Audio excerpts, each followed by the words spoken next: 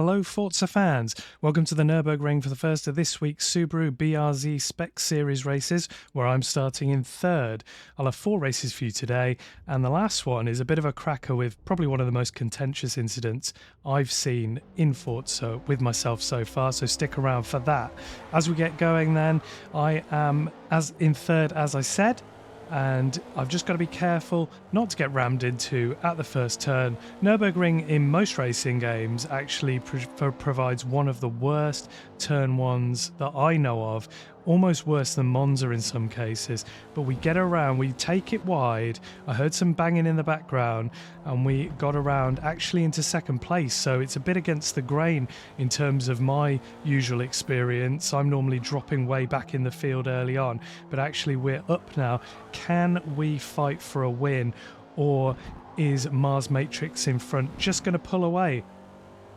It looks quite close to start with here, but you can see that G.Skill there in third, who actually started second, who I got the jump on at the start, is already harrying me for position just down my inside, so I'm just making sure to give plenty of space and race hard enough by covering off the inside. I've done that here, but watch this interesting. I think I stayed close enough for them not to risk the inside, but actually I was totally wrong. Switched down to second gear and it just gave me no momentum at all, and I'm already back down into my starting position. I thought that maybe I could come back here, but down into the chicane, it's always very, very difficult to avoid contact. I break up my usual point, and luckily we don't get turned into, but they decide to skip across the chicane anyway, but everything's nice and clean.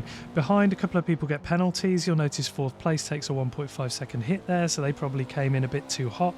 And now we skip ahead to lap 3 because we've pretty much stayed in contention with the top 2 the whole time, but nothing particularly has happened. But here you'll notice that G.Skill gets a 0.4 second penalty for going off the track. So I'm starting to think at 0.4 seconds behind that I've got a bit of a sniff at this. And indeed, as we go into the same section for the last lap, I'm only 0.2 behind and thinking that second place could well be within my grasp. But we see Mars Matrix in first also picks up a 0.3 penalty for going wide there and loses time. So we all close in to around a second away as we come down to the chicane. I'm starting to think about managing the gap. Can I maybe be within 0.3 and 0.4 of these guys and maybe sneak a win? At least within 0.4 of second looks pretty much possible. I come in, they lose all momentum. I just dink them in the back of the car there and cause them a little bit of damage. That puts me back to 0.4, but I think if I can just get a clean final corner, maybe we can still do it. But actually, look at what happens. I hit the rev limiter, shift up to third a little too late, and they pull away as they accelerate onto the straight, and I'm 0.5 seconds behind. So I end up taking third position after all this said and done. Well, we'll take that. A nice podium. Well done to the other people on first and second. They really gave a good race. It was very close. And it's just a shame to have missed out there at the last minute, but we can't complain too much, can we? So then on to the second race, which is at Homestead-Miami Speedway. Yep, I'm starting down in 16th place, and this is my first oval race in this game competitively. I haven't done any of the weekly races at an oval yet, so this is going to be pretty interesting.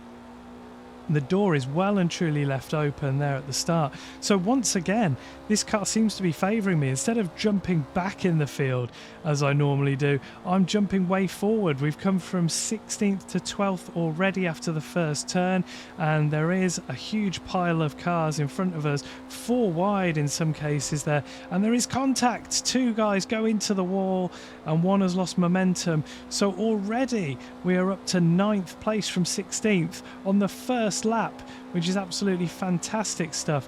We're up behind Locky D here and seeing if we can maybe squeeze it down the inside again, or if they're going to come down into us. Nope, we get the inside run nice and cleanly. So we are up to 8th now, and somebody losing momentum there on the outside as well. So it looks like we'll be going into possibly 7th, but Locky has a great run off the corner, so we're pretty much 3 wide now into the final turn on lap 2. I stay down the inside, get a little bit of a dink I think here, yeah, little bit of a collision, but no penalty. I actually get a warning for an avoidable contact, but I don't really see what else I could have done there, but at least it wasn't a time penalty that I've suffered from. So we skip ahead to lap 3, and as you'll see, the guys fighting in front go way up to the wall and end up making contact as I go over a cone, but up to 5th now. So this is a fantastic start. As we come to start the 4th lap, I am hanging it out in 5th position, and then as we come to the end of the 4th lap, huge contact ahead, spinning car, luckily ghosted for me, but I think it made contact with a car behind. The car he made contact with, Audi TT Racer, also losing momentum. So amazingly enough, as we start lap 5, I'm up to 3rd place. Then you'll notice that Audi TT Racer though has some great pace, so we end up just flip-flopping between these positions now. Now I've noticed they've got a 4-second penalty. So the only real thing standing between me and a podium is just something stupid or an unfortunate incident happening. So I'm just trying to keep it nice and clean. I had a pretty good run despite not being in the slipstream there, but I was just trying to cover off the inside from the car right up the back of me. So I decided not taking the slipstream might be the better move. But now as we come onto the start-finish straight, I get the slipstream and a great big slingshot, so I decide to go round the outside here.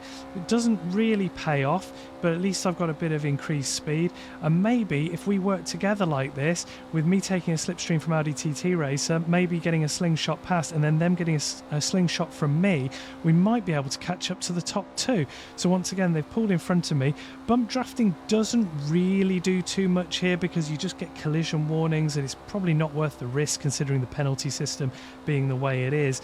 So I'm just going to keep on doing this, just keep catching up, keep getting the slingshot, and then here get a nice bit of slipstream just to keep me ahead of Lockie in 5th, and then I get slingshotted into 3rd. And this is pretty much how it's going to go, and I don't mind again if Audi TT Racer gets another slingshot, because that's just going to help me out with another slipstream as we try to catch the people in front who are 1.8 and 1.7 seconds ahead.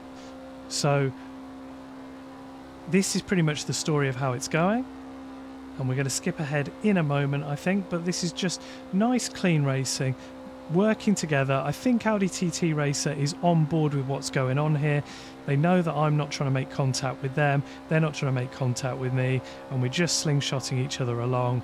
And hopefully, look, that gap is coming down. It's already down to 1.7, 1.6.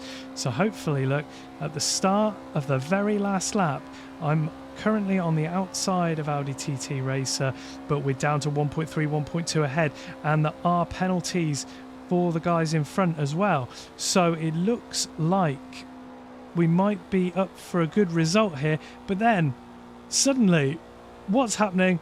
Oh my god, I fueled for 13 laps, but I've been in 5th gear the whole time because it works out that that is much better for pace than staying in the lower revs in 6th. So I actually ended up using more fuel than I'd estimated. Absolute calamitous result. There's a car coming up behind me, but it's a piece of lap traffic, so I'm going to hold 4th on the circuit. But can I be close enough to Audi TT Racer? 3.9. Was it close enough? Was it close enough? Yes, it was. I finish less than a 10th in front of them after their 4-second penalty has been applied. So once again, we come home for a 3rd position. It could have possibly been better, but we got pretty lucky with running out of fuel there that we had enough momentum just to stay within the penalty zone and take that home. So the 3rd race here, Road America, I'm starting in 11th place because I invalidated 2 of my qualifying laps. But once again, I get a fantastic start and squeeze it down the inside of the pit wall here. Luckily, I don't get squeezed too hard and I don't make contact. So we are up already to 8th place. Is everybody going to brake nicely for the first corner? Pretty much. Car there going wide, Arctic Fox I think it is. And I get a pretty good slingshot off the corner and end up getting ahead there into turn 2. I have to just make a slight correction because I was going to go out wide, but I still get a pretty good run out, and already I'm up to 6. So at the end of the first lap, I get a decent run out of the final corner, and Chester 1984 is right ahead of me. I get the slipstream, and we are pretty much past. However, this straight is extremely long and it looks like it's going to be a battle into the first corner, so it's going to be a case of who can brake the latest and control their car. I hit my brakes, careful not to go out wide. They took in behind me and I've taken 5th place. So once again, an excellent gaining of positions instead of losing of them. This car seems to be working really nicely for me. Again, I get a good run at the end of lap 2 out of the final corner, get up into 4th place. Then once I'm clear, I get a good slipstream behind Zipping Mama in front. Well, that's a great name, isn't it? And can we outbrake them into the first turn? I try to do it. They don't turn in on me. Good racing, but I don't have the momentum, so they stay in front of me. It's probably only going to be a matter of time, though, surely. I look like I've got similar pace to these guys, but will I be able to catch the top 2 over the course of the race? They get a bit of a dodgy exit, but it's going to be a really, really hard drag now along this extremely long straight.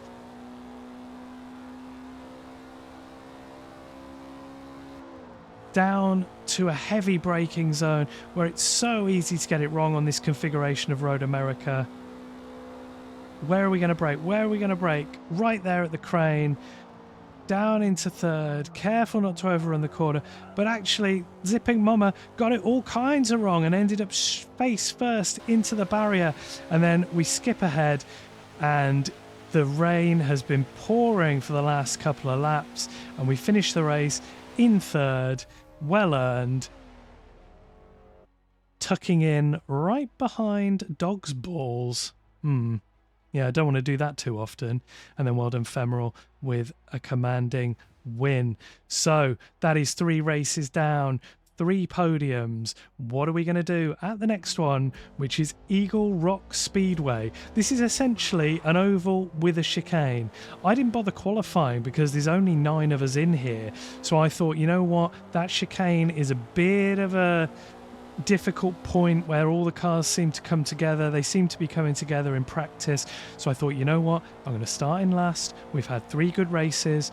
I'm just going to hang it around here and see what happens. There is a bit of contact there ahead and you hear a bit of banging, some people rejoining the track and so on. But there's nothing actually too severe and everybody gets around these turns safely.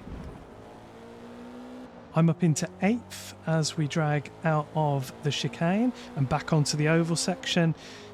And now it's a case of how many other places can I gather up? And have I got the pace?